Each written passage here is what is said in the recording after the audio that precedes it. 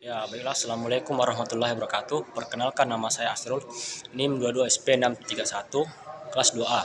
Di sini saya akan menjelaskan beberapa materi tentang PLC. Yang pertama itu pengertian PLC, komponen PLC, sejarah PLC, jenis pembagian PLC, dan kelebihan PLC. Jadi kita langsung saja ke yang pertama, pengertiannya.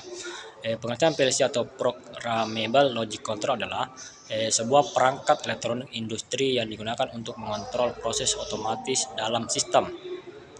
Komponen-komponen utama pada PLC yaitu CP1L, input eh, input modul, output modul yang berupa IO list, power supply, dan program device.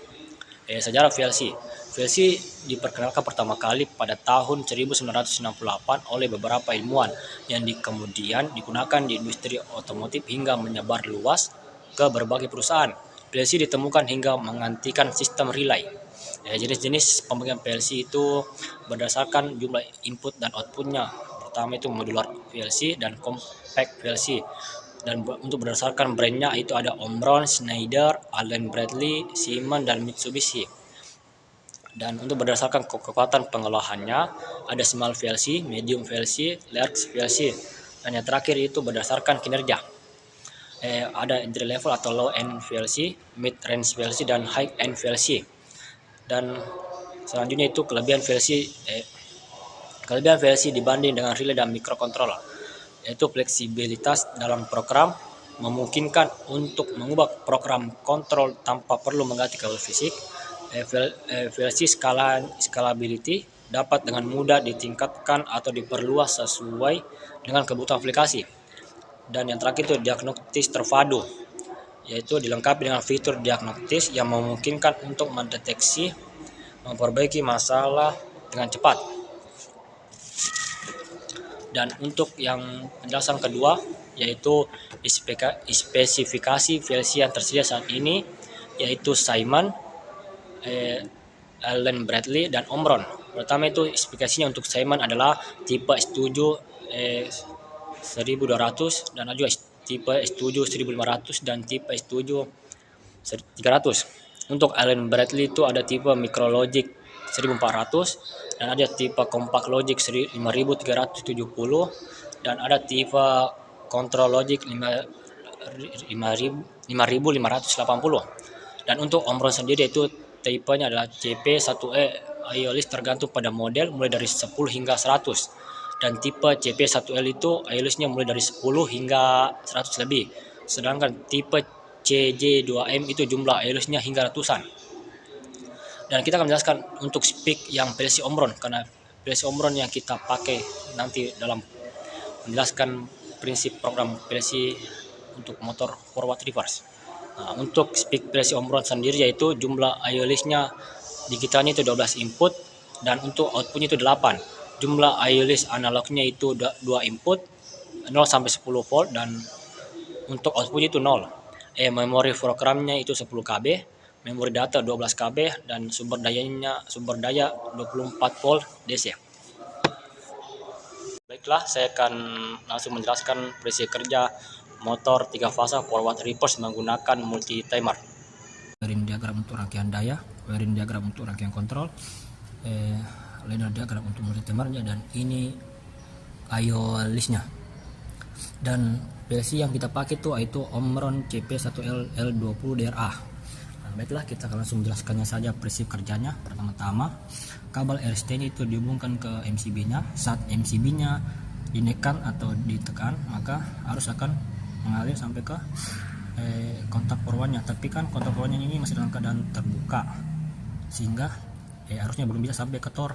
Untuk mengaktifkan ini atau memberikan arus, maka coil kontak forwardnya itu harus terrelay arus atau energize. Nah, untuk mengaktifkannya itu maka kita harus menekan tombol start yang ada pada rangkaian kontrol. Jika ini ditekan, maka PB start yang di ladder diagram akan tertutup. Misalnya tertutup, maka otomatis arus teraliri sampai ke stop, melewati dan sampai ke emerald. Di saat ini energize atau aktif, maka kontak-kontak yang beralamat emerald akan tertutup. Ini tertutup, ini dan juga ini. Nah, jika ini tertutup maka otomatis teraliri arus sampai ke kontak 00 dan kontak timer 00 dan terhubung ke coil kontak forward. Jika ini energize maka otomatis pati ini akan tertutup karena coilnya sudah aktif. Nah, jika ini tertutup maka arus akan mengalir ke tor sampai ke motor 3 fasa dan membuat motor akan berputar forward karena R-nya terhubung ke U1, S-nya terhubung ke V1 dan T-nya terhubung ke W1. Seperti yang kita lihat RST itu forward. Nah, sudah kita lihat juga kan terhubung. Nah, itu. Jadi kita lanjut lagi. Kenapa ini bisa terhubung? Karena kontak COM sama nonnya itu terhubung paralel sehingga aktif. Yang kita lihat. Nah, kita lanjut. Nah, karena kontak lama R0 di sini sudah tertutup teraliri arus, maka arusnya akan mengalir sampai ke mengaktifkan timer 00-nya dan akan mulai menghitung. Di saat selesai menghitung maka kontak timer 00-nya itu akan tertutup. Nah, di saat ini tertutup maka arus akan mengaktif sampai ke timer 01 dan mengaktifkannya dan mulai berhitung.